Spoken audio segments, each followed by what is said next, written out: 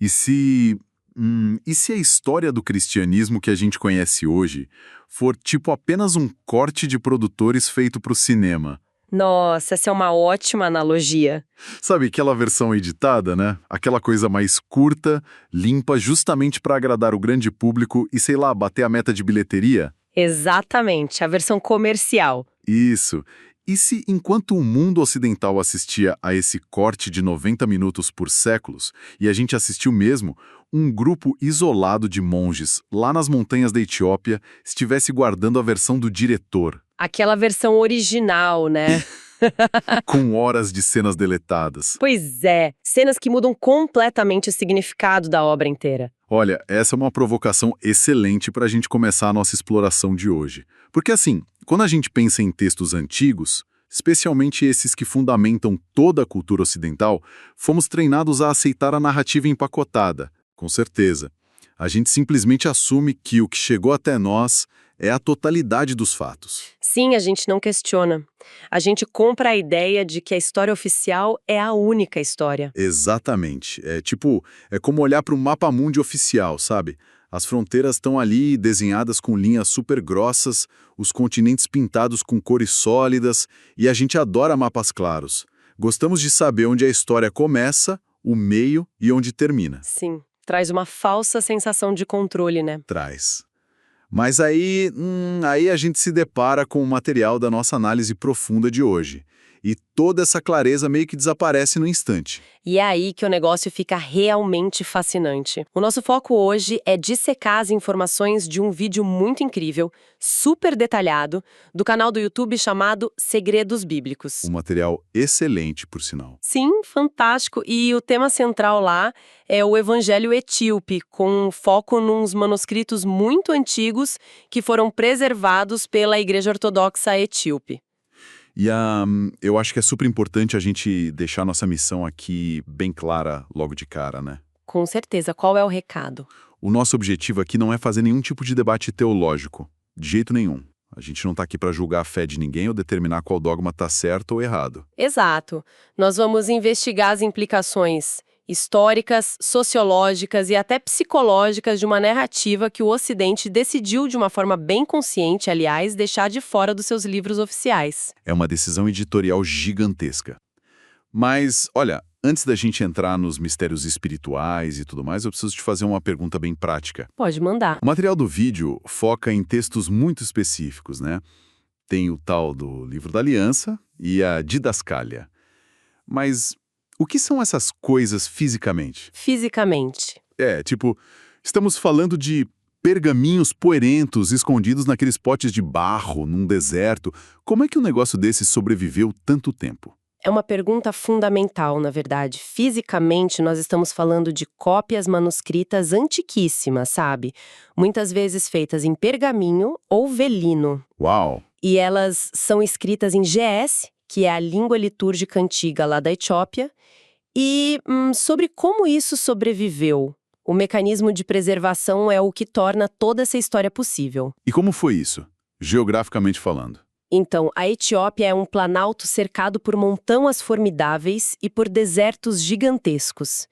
Então pensa comigo, quando o Império Romano começou a padronizar o cristianismo... Na época de Constantino, certo? Isso, o imperador Constantino e os sucessores dele. Eles faziam aqueles concílios para criar uma religião de Estado bem unificada. Só que, nessa época, a Etiópia estava totalmente isolada, tanto geograficamente quanto politicamente. Caramba! Então, basicamente, eles simplesmente não receberam o memorando de Roma. Aquele que dizia, tipo, cancelem esses livros aí, mantenham só esses aqui da lista. Simplificando muito, foi exatamente isso. Eles não receberam o memorando. Para quem não sabe, a Igreja Ortodoxa Etíope tem o maior cânone bíblico de todas as igrejas tradicionais do mundo hoje. Sério? Eu não sabia o tamanho exato. São 81 livros. É gigantesco. Enquanto Roma precisava de uma narrativa bem enxuta, né, uma coisa controlável para conseguir governar um império enorme, então eles foram lá editando e removendo tudo que era contraditório ou, sei lá, excessivamente místico. Mas a Etiópia foi pelo caminho inverso. Totalmente. A Etiópia adotou uma abordagem de acúmulo. Os monges etíopes continuaram copiando e preservando esses textos todos à mão, geração após geração, longe de todo esse processo de edição do Ocidente. Nossa, é literalmente a tal da versão do diretor guardada a 7 chaves porque o estúdio não tinha alcance lá para censurar. Uma ótima forma de ver a coisa. E cara, é aí que a divergência narrativa entre essas duas versões começa a ficar gritante. Porque o Evangelho etíope diverge da Bíblia ocidental exatamente no ponto onde a nossa versão tradicional rola os créditos finais. Exato, o epílogo. Sim. No relato que a maioria das pessoas conhece, lá nos Atos dos Apóstolos, a história depois da ressurreição é super rápida. Jesus faz algumas aparições breves e sobe ao céu. E deu. Ponto final, agora vão lá construir as igrejas. Mas o livro da Aliança Etíope traz um roteiro completamente diferente. O texto afirma que Jesus não fez só essas aparições relâmpago, sabe? Ele teria permanecido na Terra ensinando por 40 dias completos. 40 dias? É muita coisa. E o que mais chama atenção não é nem a duração, mas o conteúdo e a postura dessa figura.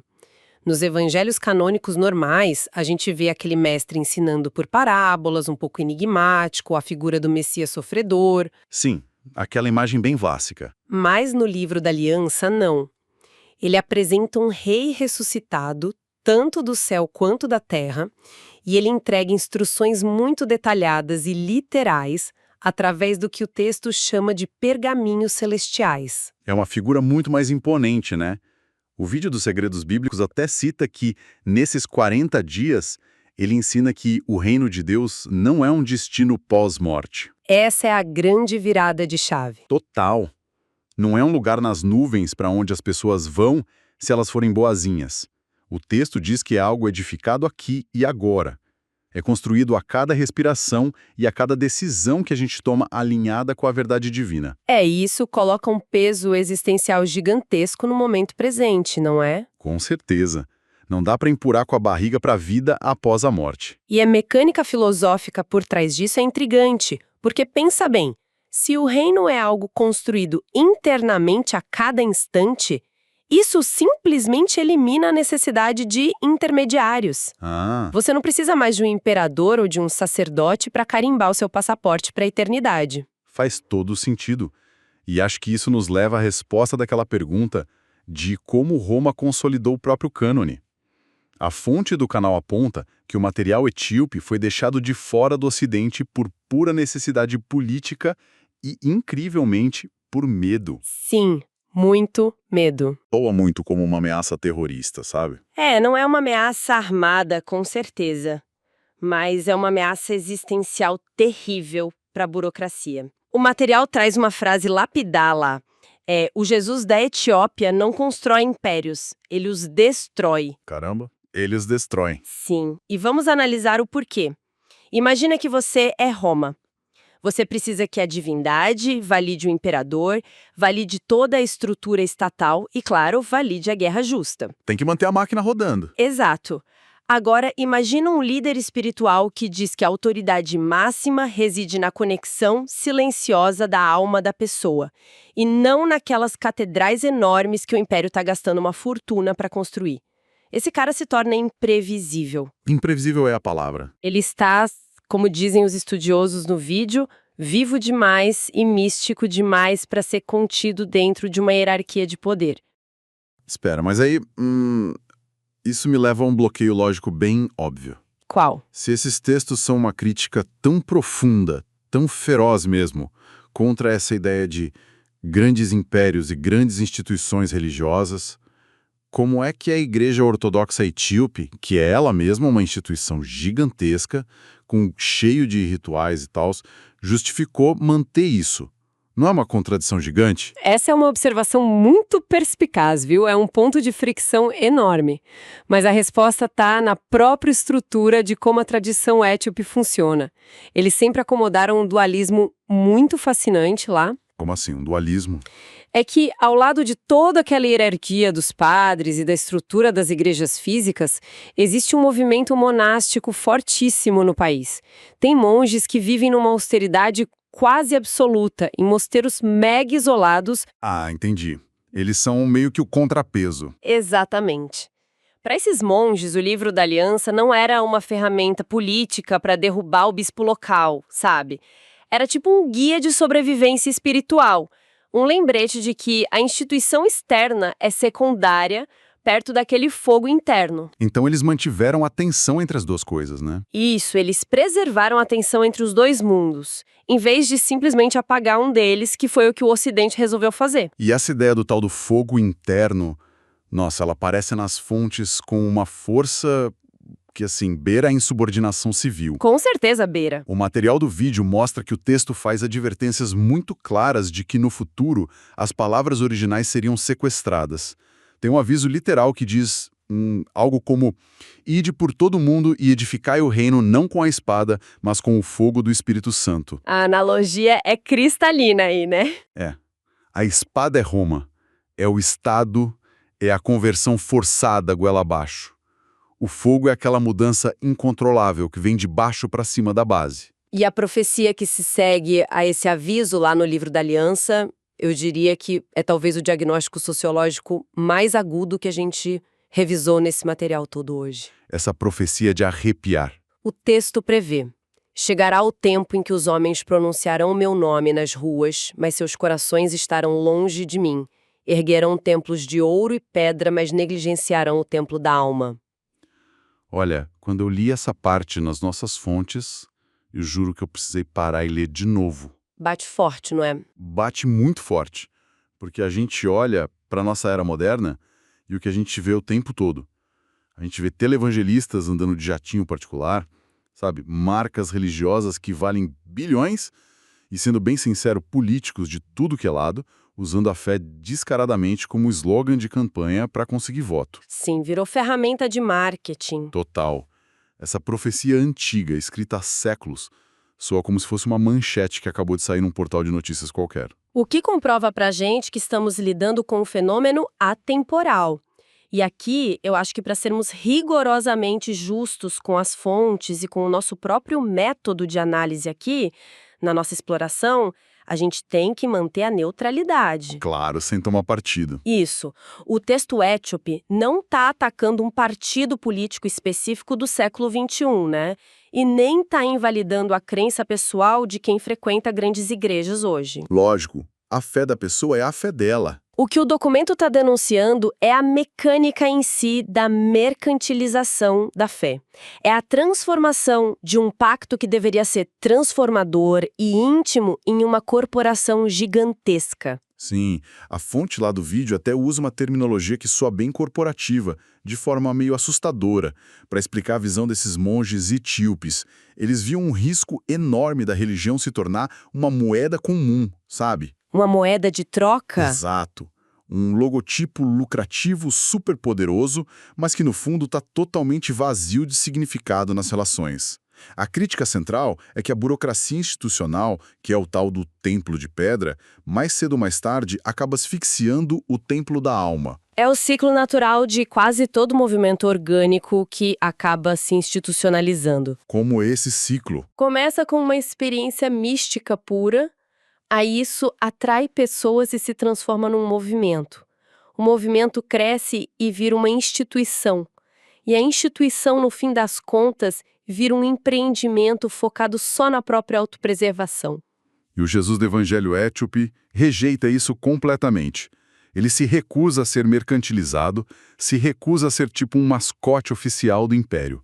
Perfeito, ele se recusa a ser empacotado. Mas, eu preciso ser um pouco advogado do diabo aqui, só um pouquinho. Fica à vontade. É que é muito fácil a gente criticar os prédios gigantes, o excesso de poder, a hipocrisia. Bater no sistema sempre foi o esporte favorito de qualquer revolucionário. A minha dúvida, lendo tudo isso, é: se o templo de pedra e essa grandiosidade toda não são o caminho certo, o que esses textos sugerem para a vida real das pessoas? A aplicação prática. Isso, o que um adepto dessa visão supostamente faria, sei lá, numa terça-feira à tarde. É só uma rebeldia poética ou tem um manual prático aí? Tem um manual prático, sim, e ele é muito rígido, na verdade. O que nos leva à nossa segunda grande fonte dessa análise, a didascália. A famosa didascália. Exato. Enquanto o livro da Aliança lida mais com aquela teologia cósmica e com as profecias, a Didascália é super pé no chão. Ela descreve a prática diária em detalhes, e ela exige uma simplicidade que chega a ser brutal para os nossos padrões atuais. Como assim, brutal? Ela rejeita, categoricamente, qualquer obsessão por acumular riqueza, status na sociedade ou poder temporal. É zero glamour. O vídeo aponta que práticas como oração e jejum aparecem na didascália de um jeito bem diferente. Não é como aquelas obrigações punitivas que a gente costuma imaginar, sabe? Não é o castigo divino. Não é um castigo para tentar acalmar uma divindade que está irritada com você. O negócio é descrito como uma ferramenta tática de libertação pessoal. É como se eles dissessem assim, olha, se você não precisa comer sempre que sente vontade e não precisa desesperadamente do aplauso das outras pessoas, então o império simplesmente não tem por onde te controlar. Olha, essa é a leitura sociológica perfeita do que é a ascese.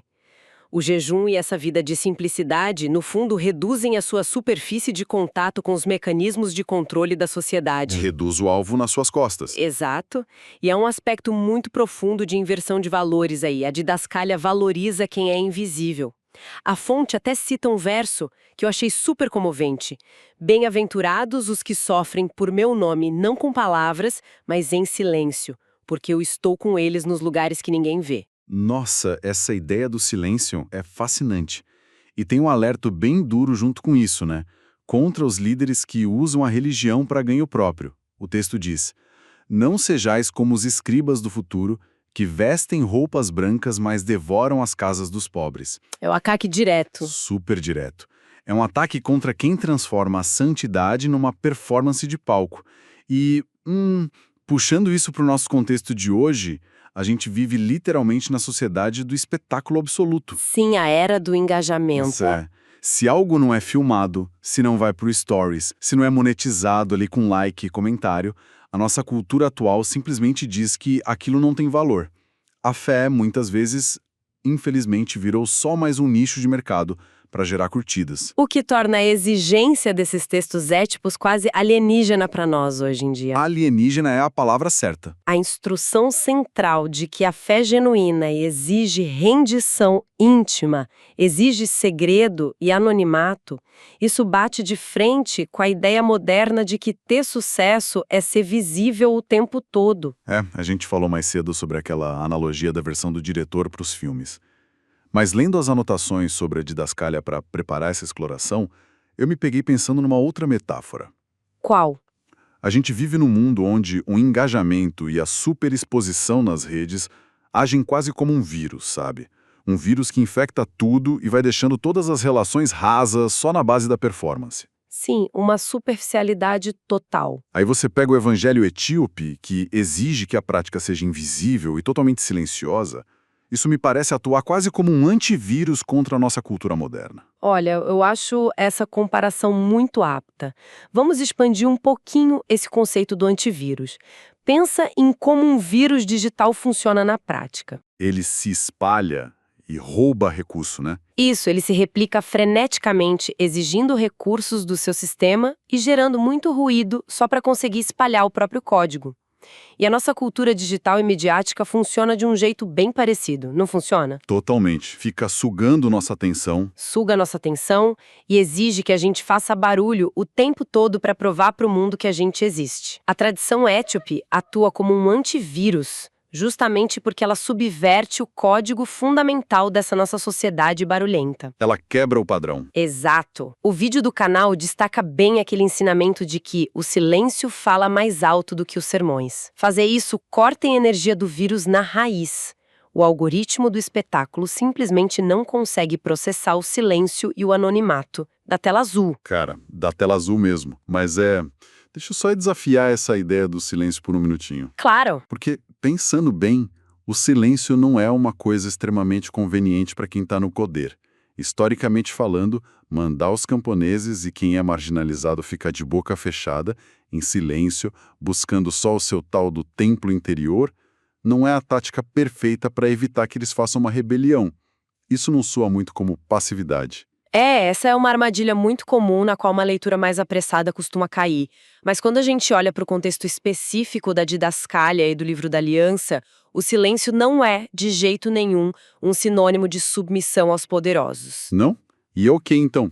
Pelo contrário, é descrito como um ato de agência radical. É a recusa consciente em participar dos jogos de status do império. A recusa em gastar a vida construindo os templos de ouro que Roma ou qualquer outra potência estava exigindo da população. Entendi. É um boicote, no fundo. Um boicote total. Ao se retirarem para o silêncio de um deserto ou para a simplicidade de uma vida comum, eles não estavam obedecendo ao Estado. Eles estavam virando as costas e dizendo que o Estado é completamente irrelevante para a verdade suprema. É uma forma muito poderosa de dissidência silenciosa, que ignora as regras do jogo que foi imposto. Nossa, isso faz muito sentido. E acho que nos empurra direto para a profecia final que as nossas fontes abordam hoje.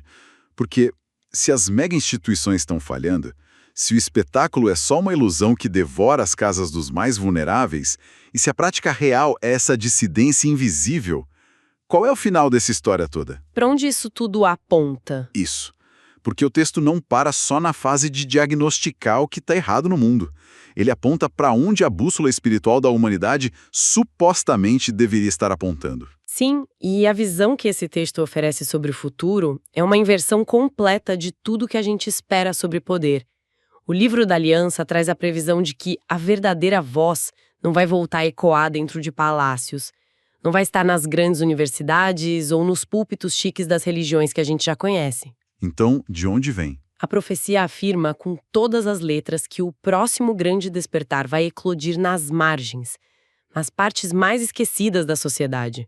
E o texto é incrivelmente específico sobre a localização geográfica e social dessa revolução. Menciona coisas como os desertos, as montanhas, e aponta diretamente para os filhos dos escravos. As margens extremas. Exato. Nas anotações do material, tem essa declaração de Jesus: "Nos últimos dias, meu espírito falará dos lugares menos esperados, e aqueles que tiverem ouvidos o ouvirão." E a análise do canal Segredos Bíblicos argumenta uma coisa interessante, que a gente nem precisa olhar para muito longe hoje para ver evidências práticas de que essa profecia sociológica, talvez, já esteja acontecendo agora. E a análise está coberta de razão nisso. Eles apontam para um movimento bem tangível de descentralização acontecendo hoje no mundo todo. Dá para ver isso em todo lugar. Globalmente, a gente observa um número cada vez maior de pessoas se desvinculando dessas instituições religiosas pesadas, que parecem muito engessadas e preocupadas só em manter a própria estrutura. O tal fogo que foi mencionado lá atrás não está aparecendo nos mega-eventos televisionados. Está aparecendo nas bordas. Sim, aparece em lares super simples, em comunidades muito marginalizadas, em acampamentos de refugiados e inclusive espalhado por essas redes digitais onde não existe uma hierarquia formal liderando tudo. O material chama isso de uma fé selvagem e indomável. E, cara, a palavra selvagem aqui é simplesmente perfeita. Porque cresce onde não foi plantada, né? Exatamente. Algo selvagem cresce fora do vaso planejado pelo jardineiro. Não fica pedindo permissão, não segue aquela cartilha corporativa e, acima de tudo, não tem um CEO ditando regras de cima para baixo. Mas eu confesso que pensar nisso me causa um desconforto meio legítimo sobre como a gente mede relevância no mundo hoje em dia. Entendo. Mas qual você diria que é a raiz desse desconforto, do seu ponto de vista? É a constatação de que toda a nossa métrica de sucesso parece estar invertida, sabe? A gente, como sociedade civil, fomos treinados desde criança a buscar as respostas nos grandes centros. A gente acha que a sabedoria suprema está lá em Nova York, em Roma, naqueles polos de tecnologia lá do Vale de Silício, nas sedes das corporações bilionárias. É o padrão. A gente olha para o topo. A gente só olha para o topo. Mas se o próximo salto de consciência, ou sei lá, a próxima grande evolução humana, vier justamente dos perseguidos, vier dos refugiados e dessas pessoas que não têm poder de barganha nenhum, isso significa que a gente está apontando os nossos telescópios e microfones para a direção completamente errada há séculos. Isso é forte e amarra o nosso entendimento histórico de hoje de um jeito perfeito. Porque, retornando àquele ponto lá do início da nossa conversa, A exclusão deliberada desses textos etíopes do cânone oficial pelo Ocidente deixa de parecer que foi só um conflito burocrático de edição, sabe? Não foi só falta de espaço na prateleira. De jeito nenhum. O concílio não deixou a Etiópia de fora por acidente. A supressão dessa narrativa foi um reflexo da incapacidade crônica e muito profunda de um sistema imperial em assimilar uma cosmovisão que, por essência, não podia ser controlada por eles. Roma queria um roteiro que terminasse com uma ordem clara para construir instituições e prédios, né? Um lugar onde o poder fosse facilmente auditável, onde fosse transferível de uma pessoa para outra. E a Etiópia oferecia um texto que exigia uma revolução existencial constante, que nunca acaba. Ocidental majoritária ali, que foi moldada lá a partir do século IV, ela se especializou em oferecer um sistema bem estático de obediência, e isso ajuda a manter a coesão da sociedade. Organiza as coisas no final das contas. Exato, organiza. Mas a tradição etíope, através desse livro da aliança e da didascália, oferece uma revolução viva, contínua, que deve ser experimentada de forma muito individual e pela margem. Tem uma das frases mais fortes da fonte que a gente analisou que resume isso super bem. Dizia que essa tradição não ensina a construir catedrais majestosas, ela ensina a reconstruir pessoas. Cara, e isso exige um nível de autoanálise que é muito doloroso. Porque, vamos ser sinceros, concordar com um conjunto de regras morais pré-definidas é muito fácil. É confortável. É confortável. Você vai lá, assina a lista de presença, faz uma doação, tira uma foto bonita na porta da igreja para postar e tá tudo certo. O dever tá cumprido. Mas olhar para dentro, ter que desmantelar o próprio ego, se esvaziar no silêncio e reconstruir a própria alma ali bem longe de qualquer aplauso, isso dá um trabalho absurdo. Muito mais trabalho. E é louco pensar que enquanto generais cruzavam a Europa inteira lutando guerras sangrentas em nome de textos que eles mesmos editaram para validar o próprio poder, do outro lado do mundo havia monges isolados no topo de montanhas africanas. Eles estavam lá pacientemente copiando à mão um pergaminho que dizia algo como: "Vocês estão focando nas paredes, mas o templo de verdade está desabando por dentro." Uma imagem poética e triste, né? O que nos traz, acho, a relevância final de toda essa exploração para quem quer que esteja acompanhando a gente hoje. Com certeza. Tem uma lição para todo mundo aí. Independentemente de quais sejam as inclinações teológicas de quem nos escuta, seja alguém muito religioso e praticante, ou talvez um cético convicto, ou até um ateu, o evangelho ético funciona maravilhosamente bem, como um espelho de alto contraste. Ele meio que radiografa os nossos mecanismos humanos de criação de poder. Eu vejo isso como um verdadeiro teste de sanidade para o nosso próprio senso crítico. Ele nos força, querendo ou não, a perguntar se as coisas que a gente mais valoriza na vida, e isso vale para a nossa espiritualidade, para as nossas inclinações políticas, filosofias pessoais, se essas coisas são genuínas, ou se a gente só engoliu a versão comercial, aquela que o marketing da sociedade empacotou com um laço bem bonito e entregou para a gente. E em um ecossistema global como o nosso, que vive um excesso de informação sem precedentes, a gente tem algoritmos e grandes corporações ditando o tempo todo o que é considerado oficial e o que é verdadeiro. Nesse cenário, o valor de questionar as fontes de autoridade é inestimável. E a história nos dá o aviso, né? Sim, a história de como o Ocidente cortou a Etiópia do mapa teológico lá atrás nos alerta que o simples fato de uma narrativa ser a mais oficial, a mais bem financiada e a que faz mais barulho, não garante de forma alguma que ela seja a narrativa mais verdadeira. Na verdade, a história sugere bastante que a verdade costuma fugir muito dos holofotes. A gente começou hoje falando bastante sobre mapas, né? Sobre aquela sensação confortável que a gente tem de olhar para fronteiras super claras e achar que tem o domínio completo do mundo e de como a história aconteceu. Mas a gente descobriu que, na verdade, o mapa com o qual fomos ensinados a navegar tinha continentes inteiros arrancados dele. E foram arrancados exatamente porque mostravam paisagens que os antigos cartógrafos não conseguiam dominar. Paisagens indomáveis. Indomáveis. Mas talvez a grande vantagem de explorar essas áreas que foram apagadas não seja só adicionar mais um pedaço de terra para o nosso conhecimento geral, mas sim perceber que a imensidão das coisas que a gente não conhece é muito mais transformadora do que aquele pedacinho que a gente acha que controla.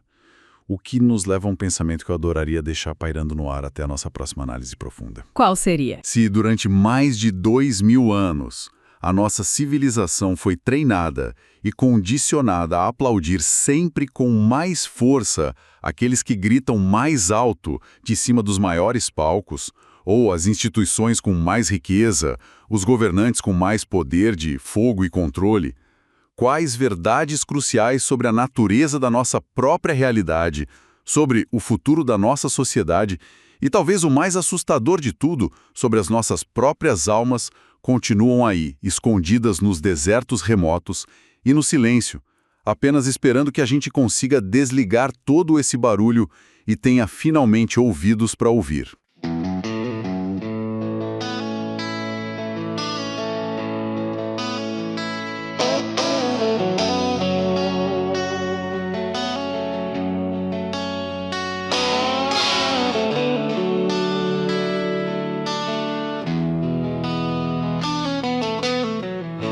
Gente que chora sem fazer barulho, com o nome na boca, mas sem alarde. Carrega no peito uma chama escondida, onde ninguém entra, só a verdade. No meio da noite, sem testemunha, há mãos feridas que ainda abençoam, e uma luz pequena que não se apaga, mesmo quando os mundos desabam. Não é no grito que se encontra o céu, nem na aparência que mora o real. Há quem se perca vestindo pureza, esqueça o altar do próprio sinal. E vem o despertar, quando o silêncio fala mais alto que o ouro, quando o invisível pesa mais que o discurso, e o coração volta ao seu curso. Vem o despertar, onde o nome não vive só na rua, mas arde por dentro vivo sem máscara nua, no templo que ninguém tatua.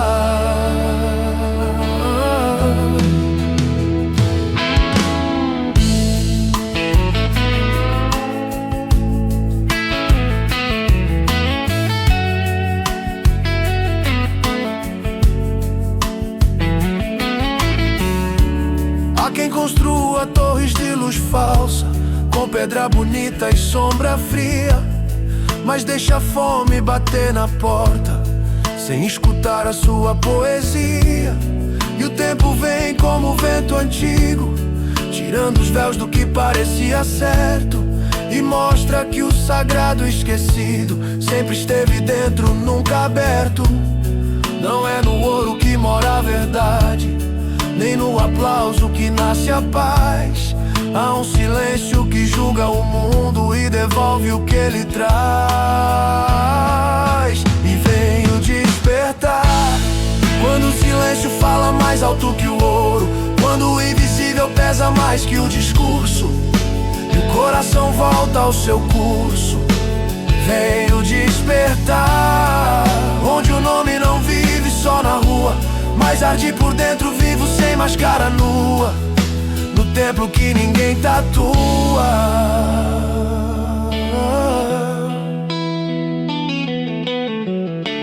Bem-aventurado que sangra em segredo, e mesmo ferido ainda faz o bem, porque há uma presença no oculto da vida que não abandona ninguém. E quando tudo cair no chão do mundo, fica só o que é real, profundo. Um coração desperto sem decoração, só silêncio